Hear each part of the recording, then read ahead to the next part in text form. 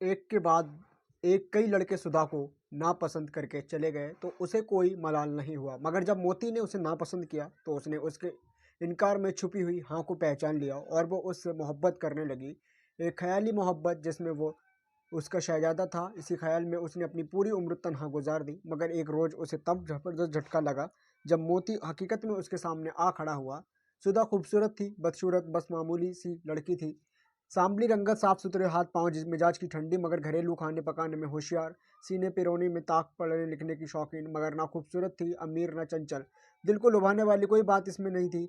बस वो तो एक बेहद शर्मीली सी और खामोश तबीयत वाली लड़की थी। बचपन से ही अकेली खेला करती, मिट्टी की गुड़िया बनाती और उनसे बातें करती, उन्हें तिनकों की रसोई में बिठा देती और खुद अपने हाथों से खेला करती। जब कोई दूसरी लड़की उसके करीब आती तो गुड़िया से बातें करते करते चुप हो जाती। जब कोई शरीर बच्चा उसका कनौदा बिगाड़ देता, खामोशी से रोने लगती तो रोकर खुद को चुप हो जाती और थोड़ी देर के बाद दूसरा कनौदा बनाने लगती। कॉलेज में भी उसकी सहेलियां और दोस्त बहुत कम थे। वो शर्मीली तबीयत अभी तक उसके साथ चल रही थी, जैसे उसके माँ बाप की गरीबी ने बढ़ावा दे दिया हो। उसके बाप जीवन राम नाथु मिल माचमेर था, चौक की दुकान पर 3 साल से सेल्समैन था। उसकी हैसियत ऐसी न थी कि वो अपनी बेटी को कॉलेज की तालीम दे सके, पर भी जो भी उसने अपनी बेटी कॉलेज में भेजा था, महज इस ख्याल से कि शायद इस तरीके से उसकी लड़की की कोई अच्छे खम्बेद मिल जाएगा। कभी कभी उसके दिल में आता था ख्याल, मुमकिन है कॉलेज का कोई अच्छा लड़का ही उस पर आशिक हो जाए। मगर जब वो सुधा की खूबसूरती सूरत देखता, झुकी हुई गर्दन, सिकड़ा हुआ सीना, खामोश निगाहें और उसके साथ कम कोई अंदाजा करता तो आह भरकर चुप हो जाता, अपना हक्का गुड़गुड़ाने लगता। सुधा के लिए तो कोई बरघेर घार ही कर लेता। मुसीबत है कि तरह के बड़ा बड़ा दहेज मांगते थे और उसकी हैसियत ना थी कि छोटा सा भी दहेज दे सके। जहन बाप पे बहते उसने ये भी सोचा कि आजकल मोहब्बत की शादी बड़ी सस्ती रहती है। अब मालिक राम ही बेटी, देखो बाप हेल्थ मिनिस्ट्री में तीसरे दर्जे का क्लर्क है, मगर बेटी ने एक लखपति ठेकेदार से शादी कर ली है जो उसके साथ कॉलेज में पढ़ता था। बाप क्वार्टरों में रहता है, मगर लड़की एयर कंडीशन मोटर कार में बैठकर अपने माँ के बालों से मिलने आती है। मगर वो गोपी तो बहुत खूबसूरत है और हमारी सुधा तो बस ऐसी ही जैसे उसकी माँ।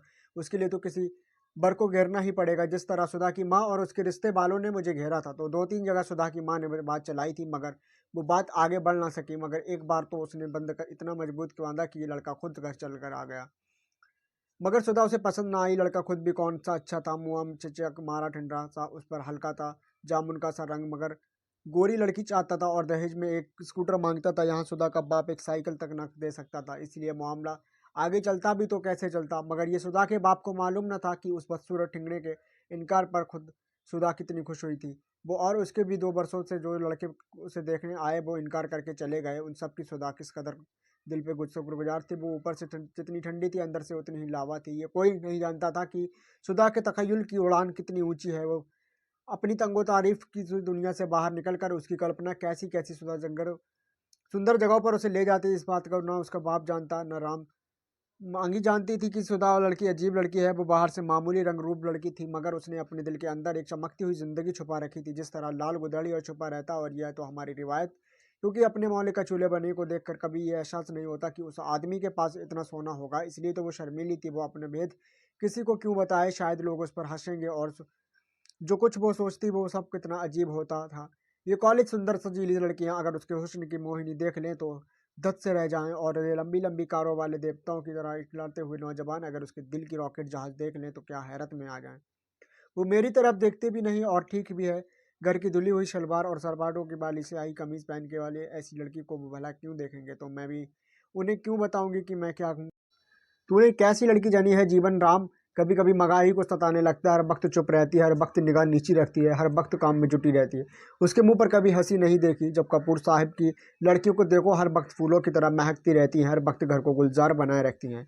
और एक सुधा जीवन राम अखबार पटक कर चुप हो जाता है, मगर 12 आने शेर वाला भारत भात और चने की पतली दाल उसके सामने रखती हुई कहती है, उन बच्चियों की बात मत करो। उन बच्चियों का बाप सुपरिटेंडेंट 400 रुपये घर लाता है। मेरी बच्ची के पास सिर्फ 2 कमीज है, और कपूर साहब की लड़कियां ही दिन में 2 सूट बदलती हैं। कभी ये भी सोचा है जीवन राम दांत पीस कर चुप हो जाता है। उसके दिल में बहुत से सवाल उभरते हैं। ये चावल इतने मोटे क्यों हैं, ये दाल इतनी पतली क्यों है, इसकी बीवी हर वक्त रुचि खसोटी क्यों नजर आती है, उसकी बच्ची हर वक्त चुप क्यों रहती है, लोग दहेज में स्कूटर मांगते हैं। बहुत से सवाल पतली दाल के चनों की तरह उसके दिमाग में फुदकने लगते हैं, मगर जब उन सवालों का कोई जवाब ना मिले तो उन्हें पतली दाल की तरह पी जाना ही चाहिए। एफए पास करा के जीवन में सुधा को कॉलेज से उठा लिया, मैं अफोर्ड नहीं कर सकता। उसने अपने साथी तोताराम से कहा, जो सेवा मिलबुट कर क्लास मॉनिटर अब जो नौकर था वो बड़ी आसानी से यह भी कह सकता था कि कॉलेज में पढ़ाने की मेरी हैसियत नहीं, मगर हैसियत का लफ्ज़ कितना साफ और खुला हुआ है, जैसे किसी ने सर पर 7 जूते मार दिए हैं। और अफोर्ड में कितनी गुंजाइश। वैसे अपनी जवान में कभी विदेशी और अजनबी अल्फाज भी इस्तेमाल कर लेने से कितनी पर्दापोशी हो जाती है, बिल्कुल ऐसे जैसे घर में कोई अजनबी आ जाए तो घर के लड़ाई झगड़े पर उसी वक्त पर्दा पड़ जाता हो।